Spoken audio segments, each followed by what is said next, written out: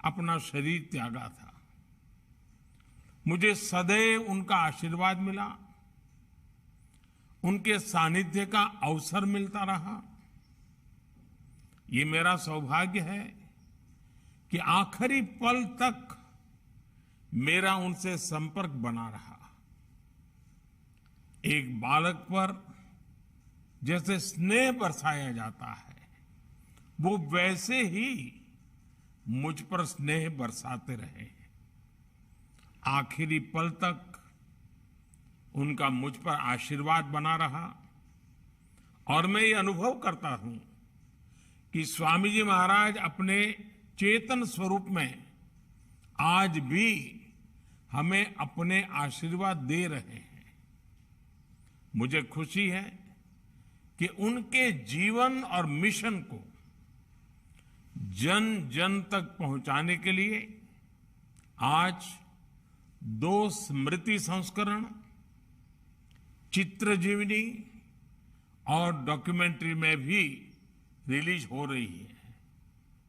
मैं इस कार्य के लिए रामकृष्ण मिशन के अध्यक्ष पूज्य स्वामी स्मरणानंद जी महाराज, उनका हृदय से आदरपूर्वक अभिनंदन करता हूं। साथियों, स्वामी आत्मस्थानंद जी को श्री रामकृष्ण परमहंस के शिष्य पूज्य स्वामी विजनानंद जी से दीक्षा मिली थी।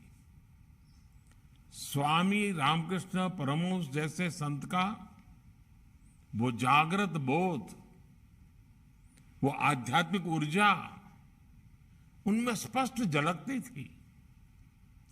आप सभी भाली भांति जानते हैं कि हमारे देश में सन्यास की कितनी महान परंपरा रही है। सन्यास के भी कई रूप रहे हैं। वानप्रस्थ आश्रम भी सन्यास की दिशा में एक कदम माना गया है। सन्यास का अर्थ ही है स्वयं से ऊपर उठकर समष्टि के लिए कार्य करना, समष्टि के लिए जीना, स्व का विस्तार समष्टि तक। सन्यासी के लिए जीव सेवा में प्रभु सेवा को देखना, जीव में शिव को देखना, यही तो सर्वोपरि है।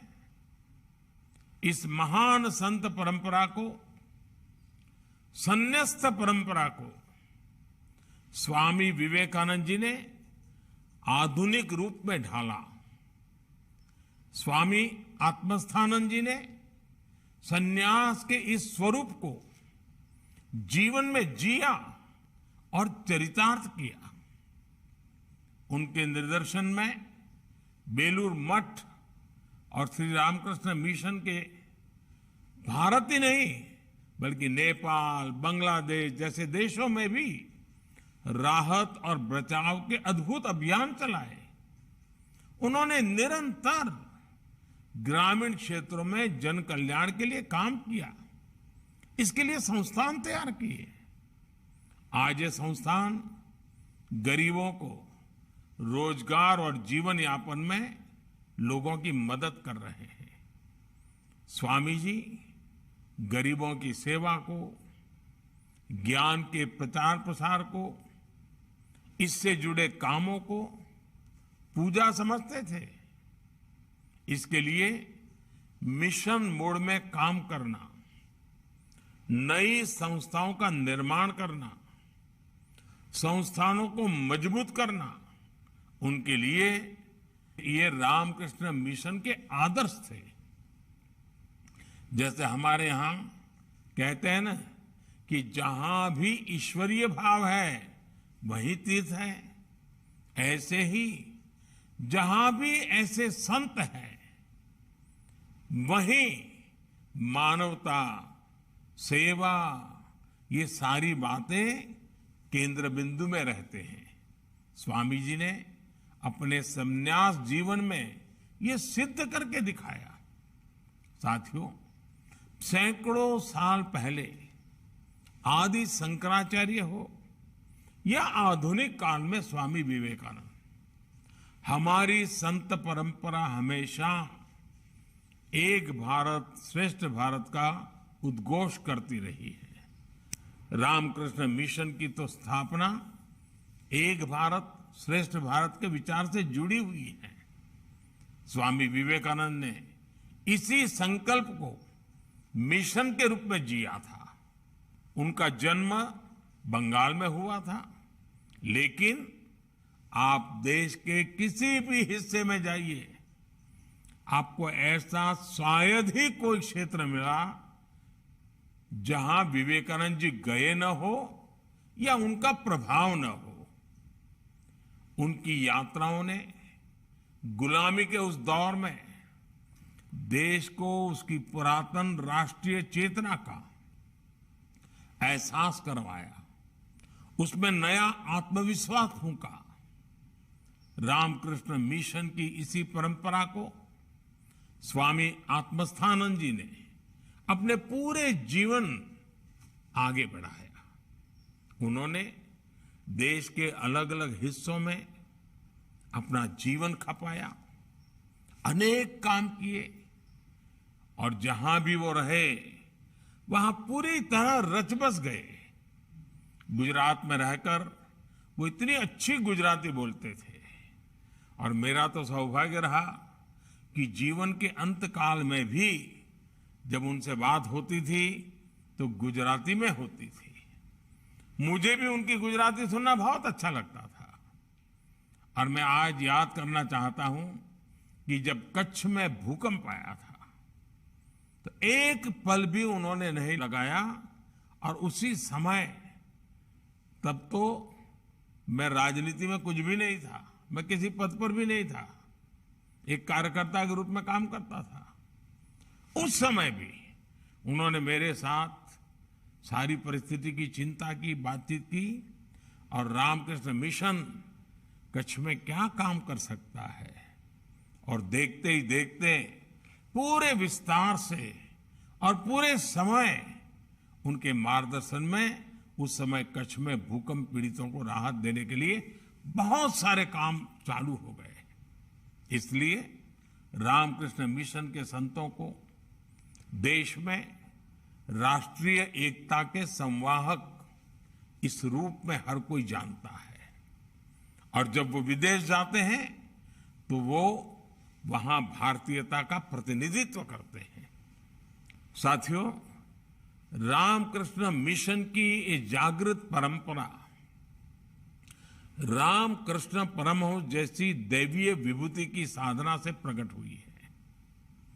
स्वामी रामकृष्ण परमहंस एक ऐसे संत थे जिन्होंने मां काली का स्पष्ट साक्षात्कार किया था, जिन्होंने मां काली के चरणों में अपना सर्वस्व समर्पित कर दिया था। वो कहते थे, ये संपूर्ण जगत, ये चराचर, सब कुछ मां की चेतना से व्याप्त है। यही चेतना बंगाल की काली पूजा में दिखती है। यही चेतना बंगाल और पूरे भारत की आस्था में दिखती है। इसी चेतना और शक्ति के एक पुंज को स्वामी विवेकानंद जैसे युग पुरुषों के रूप में स्वामी रामकृष्ण परमहंस ने प्रदीप्त किया था। स्वामी विवेकानंद को मां काली की जो अनुभूति हुई, उनके जो आध्यात्मिक दर्शन हुए, उसने उनके भीतर असाधारण ऊर्जा और सामर्थ्य का संचार किया था। स्वामी विवेकानंद जैसा ओजस्वी व्यक्तित्व, इतना विराट चरित्र, लेकिन जगन माता काली की स्मृति में, उनकी भक्ति में वो छोटे बच्चे की तरह विह्वल हो जाते थे। भक्ति की ऐसी ही निश्चलता और शक्ति साधना का ऐसा ही सामर्थ्य मैं हमेशा पूज्य स्वामी आत्मस्थानंद जी के भीतर भी देखता था, और उनकी बातों में भी मां काली की चर्चा होती रहती थी। और मुझे याद है जब भी बेलूर मठ जाना हो, गंगा के तट पर बैठे हो और दूर मां काली का मंदिर दिखाई देता हो, तो स्वाभाविक एक लगाव बन जाता था। जब आस्था इतनी पवित्र होती है तो शक्ति साक्षात हमारा पथ प्रदर्शन करती है। इसलिए मां काली का वो असीम आशीर्वाद हमेशा भारत के साथ है। भारत इसी आध्यात्मिक ऊर्जा को लेकर आज विश्व कल्याण की भावना से आगे बढ़ रहा है। साथियों, हमारे संतों ने हमें दिखाया है कि जब हमारे विचारों में व्यापकता होती है तो अपने प्रयासों में हम कभी अकेले नहीं पड़ते। आप भारतवर्ष की धरती पर ऐसे कितने ही संतों की जीवन यात्रा अगर आप देखेंगे, जिन्होंने शून्य संसाधनों के साथ शिखर जैसे संकल्पों को पूरा किया। यही विश्वास, यही समर्पण मैंने पूज्य आत्मस्थानंद जी के जीवन में भी देखा था। उनसे मेरा गुरु भाव का भी संबंध रहा है। मैंने उन जैसे संतों में निष्काम होकर 100% समर्पण के साथ खुद को खपाने की सीख ली है।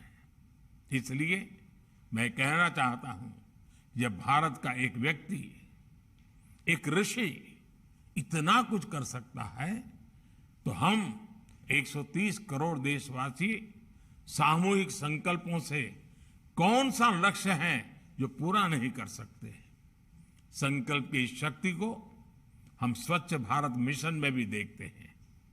लोगों को विश्वास नहीं होता था कि भारत में इस तरह का मिशन सफल हो सकता है, लेकिन देशवासियों ने संकल्प किया और परिणाम दुनिया देख रही है। डिजिटल इंडिया का उदाहरण भी हमारे सामने है। डिजिटल पेमेंट्स की शुरुआत के समय कहा जाता था कि ये टेक्नोलॉजी भारत जैसे देश के लिए नहीं है, लेकिन आज वही भारत डिजिटल पेमेंट्स के क्षेत्र में वर्ल्ड लीडर बनकर उभरा है। इसी तरह कोरोना महामारी के खिलाफ वैक्सीनेशन का सबसे ताजा उदाहरण हमारे सामने है। 2 साल पहले कई लोग कैलकुलेशन करते थे कि भारत में सबको वैक्सीन मिलने में कितना समय लगेगा। कोई कहता था 5 साल, कोई कहता था 10 साल, कोई कहता था 15 साल। आज हम 1.5 साल के भीतर 200 करोड़ वैक्सीन डोज के करीब पहुंच चुके हैं। ये उदाहरण इस बात के प्रतीक है कि जब संकल्प शुद्ध हो तो प्रयासों को पूर्ण होने में कोई देर नहीं लगती, रुकावटों से भी रास्ते निकलते हैं। मुझे विश्वास है कि हमारे संतों के आशीर्वाद और उनकी प्रेरणा देश को इसी तरह मिलती रहेगी। आने वाले समय में हम वैसा ही भव्य भारत बनाएंगे जिसका आत्मविश्वास हमें स्वामी विवेकानंद जी ने दिया था और जिसके लिए स्वामी आत्मस्थानंद जी जैसे संतों ने प्रयास किया था। और मैं आज आप सभी पूज्य संत जनों के सामने आया हूं जैसे मैं अपने परिवार में आया हूं। इसी भाव से बात कर रहा हूं। आपने मुझे हमेशा अपने परिवार का सदस्य माना है। आजादी का अमृत महोत्सव चल रहा है। इस अमृत महोत्सव में हर जिले में 75 अमृत सरोवर बनाने का संकल्प है। आप जहां भी काम कर रहे हैं, आप भी लोगों को प्रेरित करिए, आप भी इससे जुड़िए और आजादी के अमृत महोत्सव के मानव सेवा के इस उत्तम काम में आपका मार्गदर्शन, आपका सहयोग, आपकी सक्रियता बहुत बड़ा परिवर्तन ला सकती है। आप हमेशा समाज के सुख दुख के साथ ही रहे हैं। शताब्दी वर्ष नई ऊर्जा, नई प्रेरणा का वर्ष बना रहे हैं। आजादी का अमृत महोत्सव देश में कर्तव्य भाव जगाने में सफल हो, इन सब में हम सबका सामूहिक योगदान एक बहुत बड़ा परिवर्तन ला सकता है। इसी भाव के साथ आप सभी संतों को एक बार फिर मेरा प्रणाम, बहुत बहुत धन्यवाद।